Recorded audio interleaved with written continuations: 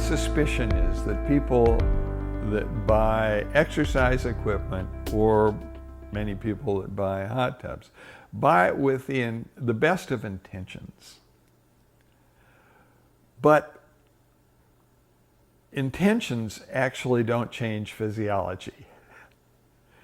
Physiology changes through action. And to have spent the money to buy a hot tub and not use it is crazy, because it's enjoyable. It does physiologically powerful things. It potentially can replace medications that somebody is taking that are expensive. It does some fascinating things from the standpoint of mood and function and communication and memory and all of those things. You're kind of crazy not to use that if you've already bought it. What we showed in some of the research at WSU is that the process of that sympathetic downregulation is a learned process. It happens faster the more you do that. And so using a hot tub on a regular basis facilitates the speed with which that happens. And it may even increase the magnitude. And the reverse of that, again, goes back into this whole PTSD issue.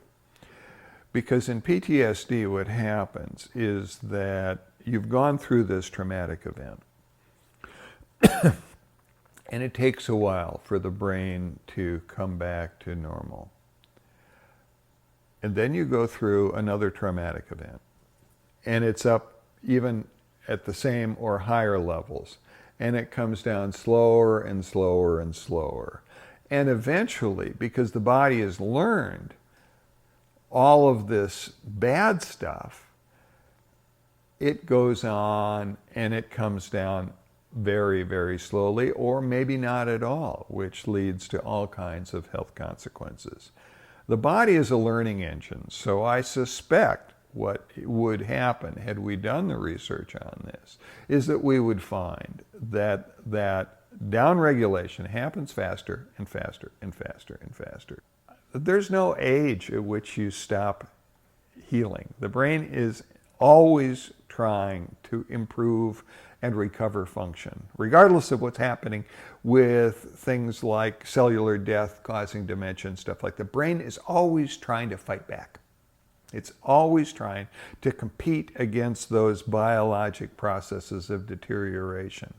Now, those biologic processes are dependent on activity and on doing things that are good for your body. And so the more you do those things that are good for your body, the more you're kind of giving Mother Nature a shove along that pathway. One of the things that I have been increasingly obsessional about is just how important it is for the body to keep moving and active. The value of exercise is profound. And healing is facilitated by water-based activities in ways that are very difficult to achieve on land. Yes, you heal on land, but you heal faster in the water. And it's a shame that more people don't use that from a recovery and rehabilitative process. I mean, we are all constantly in the process of rehabilitation. I mean, something is going on in our lives, maybe emotionally, physically, anatomically, whatever. The body is always fighting to kind of get back to a state of normalcy. And using everything that you can to do that, I think, is important. And what are the things that can do that? Well, I know that exercise does it, and I know that immersion does it. And it's crazy not to use those two because they act together to keep us healthy throughout a lifespan.